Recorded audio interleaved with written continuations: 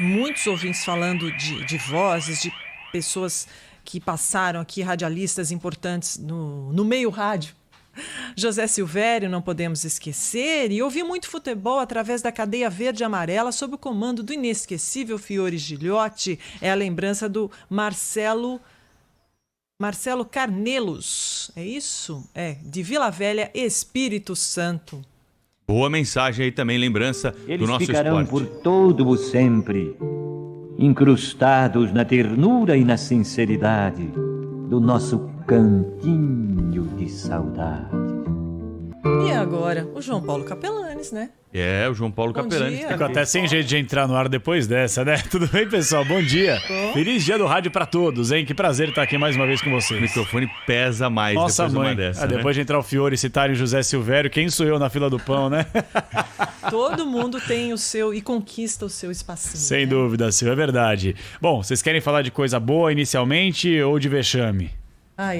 Você escolhe. Vamos começar então falando de vexame? Aí depois a gente termina o boletim com notícia positiva pro torcedor do Santos. Mas vou começar a falar da Copa do Brasil, porque ontem nós tivemos uma eliminação para muita gente precoce do Fluminense. O Fluminense foi até Goiânia e perdeu por 3-1. E aí quando eu falo vexame, coloco muito na conta do goleirão Muriel, que é irmão do Alisson, um dos, se não o melhor goleiro do mundo, pelo menos nas últimas temporadas. Entregou 2 paçocas, 3-1 pro Atlético Goianiense. Janderson, ex-Corinthians, jogou muita bola ontem, e aí o Fluminense está eliminado da Copa do Brasil na sua 4ª fase, e o Atlético Goianiense, consequentemente, está nas 8ª de final da competição nacional. E aí o time do Fluminense agora já está analisando uma possível demissão, acreditem se quiser, do Odair Hellmann. Ainda é o técnico do Fluminense, mas a torcida pesou bastante através das redes sociais, e a possibilidade dessa dança dos técnicos, nós teremos mais um, no caso, o Odair Hellmann, eliminado com o Fluminense na noite de ontem,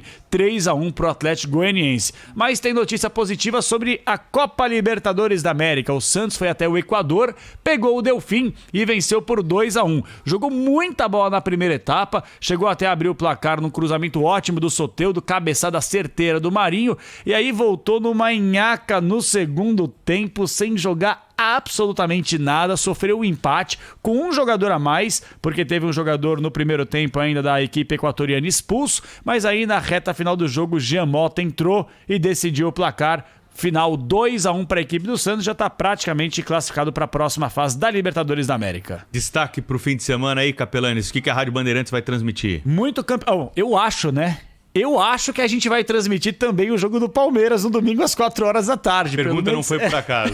Pois é.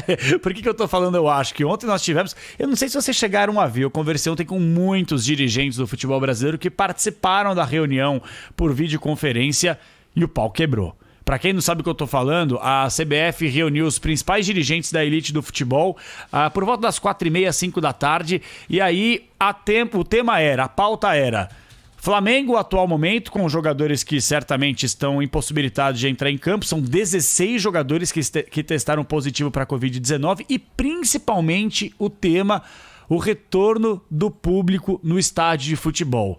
E a reunião, pelo que me passaram, não durou nem 1 hora praticamente, porque cada um estava olhando o seu, cada um estava pensando de uma maneira diferente. E aí, Pedro, Silvano e ouvintes da Rádio Bandeirantes, por videoconferência é difícil. Um quer falar por cima do outro, outro por cima do um, ninguém entende absolutamente nada. Os caras tinham muito mais o que fazer também para cuidar do seu clube de coração, então não definiu absolutamente nada. Mas eles querem o retorno, boa parte das pessoas quer o retorno do público já na primeira semana de outubro. Quanto por cento? 20% ou 30%. O Flamengo entende que por jogar no Maracanã 40% seria o ideal. Um pouquinho menos que a metade. A gente está falando aí de aproximadamente 25 mil torcedores. Então, assim, eu sei que a gente já debateu muito na última quarta-feira aqui. É um tema que a gente vai debater amanhã também com o Pedro Campos na Dividida, participou conosco, contra, entre aspas, o Eduardo Tironi. Então, assim, infelizmente não definiram absolutamente nada. Até porque a gente já ouviu aqui o presidente do Corinthians, do Atlético Mineiro, os presidentes nordestinos do sul do país, e eles falam o seguinte, mais ou menos o discurso é igual. A gente vai seguir as determinações dos ministérios de saúde de cada região. Então, assim, em BH eles já vetaram, em São Paulo a mesma coisa, no Rio liberaram. Mas a pergunta que eu faço pro ouvinte da Rádio Bandeirantes é, Será que é justo os times cariocas terem a presença do público e em São Paulo não? Em Porto Alegre não?